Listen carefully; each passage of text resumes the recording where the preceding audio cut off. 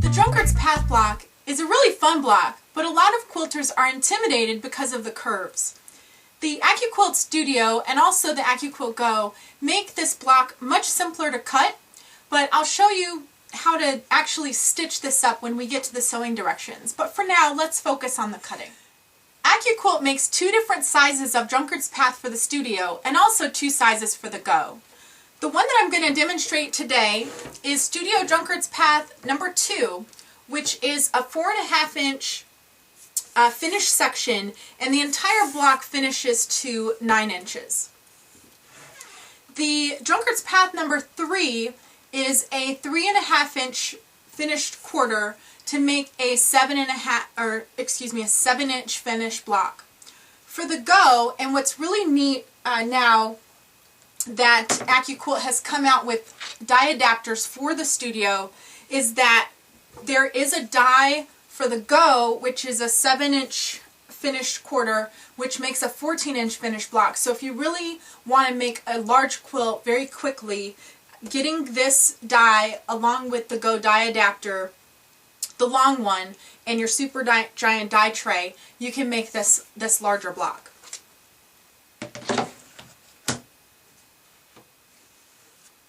The way that I've marked this die, as you can see here, I've marked it with a silver Sharpie. I want to point out that the nice thing about these curved shapes is that they do have notches on the pieces, and you'll see this in a close-up a little bit later, especially as we get to sewing. There's notches for alignment, so you'll see that, but I've also drawn some registration marks here.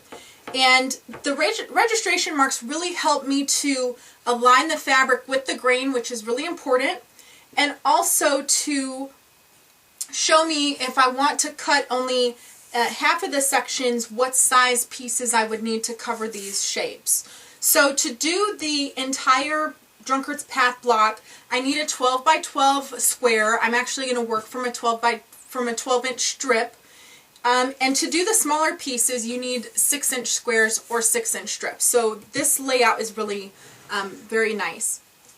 The one on the larger Go, it's a little bit stranger with the odd sizes. I've marked 8 3/4 inches by 16 3/4 inches, but what's really neat about this is a perfect size for fat quarters. So if you have an 18 by 22 inch fat quarter, you can lay that out on the die and you'll get some really nice pieces from those fat quarters.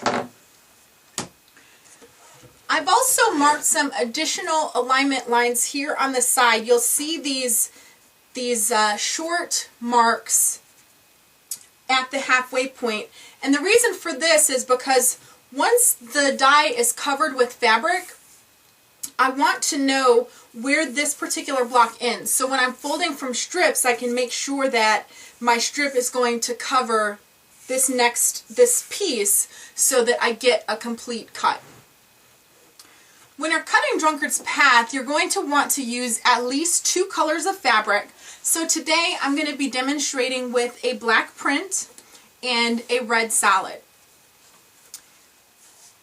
As you're aligning the fabric on the die, it really doesn't matter if you lay these pieces right sides together or not, because you're actually going to be interchanging the two pieces, the two shapes. So there's 2 shapes that make the Drunkard's Path, the concave curve and the concave curve and the convex curve.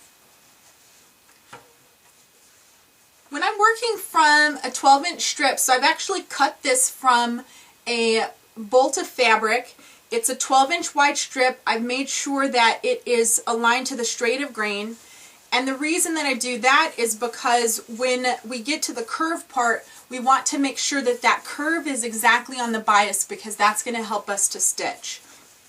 So as I lay this out, I have not cut off my selvages, so I'm aligning a bit past my alignment marks, and I don't know if you can see that really well on the video, but I have a registration mark here, and I've extended the fabric past the registration mark because I don't want to cut the selvage.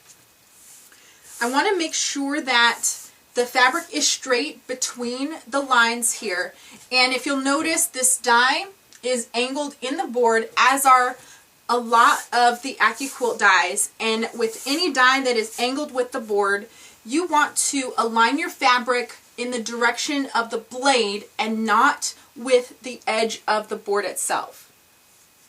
As I'm working with this strip, I have gone back and fan folded this or accordion folded this, and I want the fold to match up with the registration line that I have on this right hand side. And so I'm just fan folding this back and forth, making sure that my edges are straight and the pieces are aligned.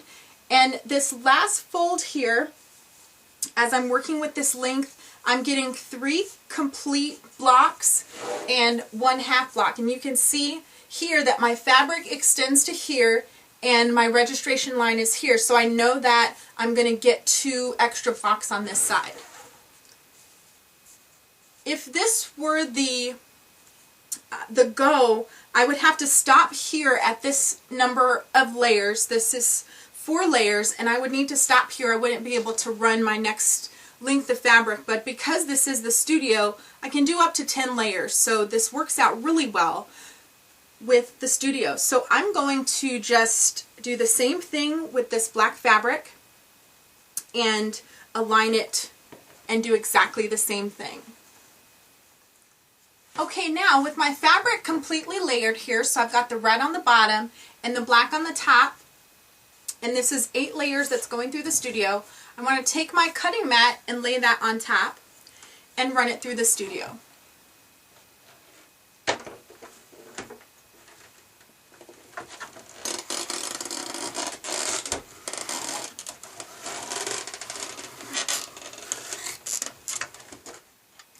Great.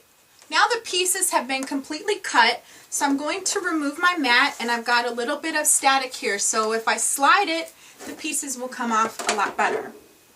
Now, I have used that mat probably a million times. I'm exaggerating a little bit, but I use that mat a lot of times, especially for Drunkard's Path. So there might be some places here where I don't get complete cuts. These came out right away. These other ones might be a little bit more challenging.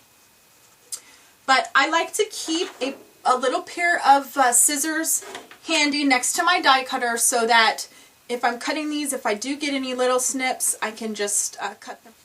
So you just continue pulling the pieces off of the board, as you can see here. And I did get a couple of little nips, but they come off pretty easily. So I won't do the whole thing, but you can kind of get the picture here that I've got 4 of these sections. All right.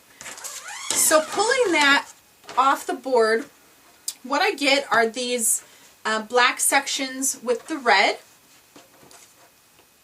and the red sections with the black. So what I can do is actually swap these out.